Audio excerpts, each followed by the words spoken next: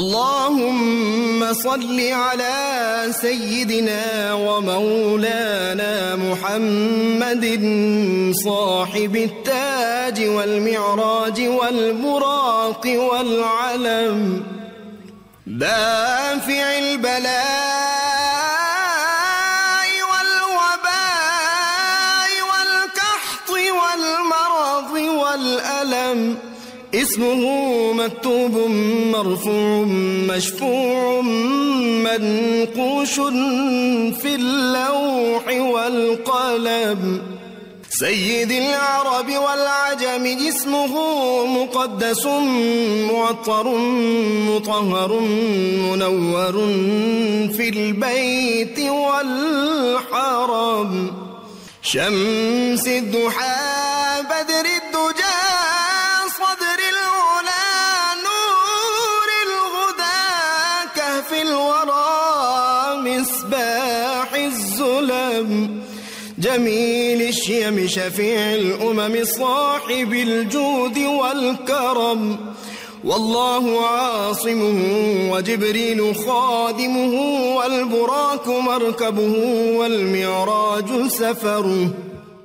وفوق سدرة المنتهى مقامه وقاب قوسين مطلوبه والمطلوب مقصوده والمقصود موجود سيد المرسلين خاتم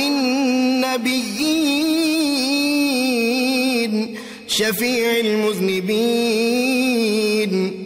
أنيس الغريبين رحمة للعالمين راحة العاشقين مراد المشتاقين شمس العارفين سراج السالكين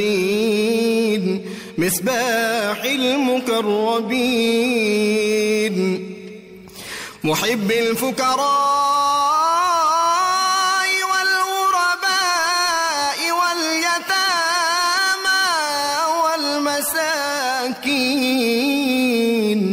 سيد الثقلين نبي الحرمين إمام القبلتين وسيلتنا في الدارين صاحب قاب قوسين محبوب رب المشرقين ورب المغربين جد الحسن والحسين مولانا ومولى الثقلين سيدنا أبي القاسم محمد بن عبد الله نور من نور الله يا أيها المشتاقون بنور جماله بلغ العلا بكماله كشف الدجى بجماله حصنت جميع خصاله صلوا عليه وآله وأصحابه وسلموا تسليما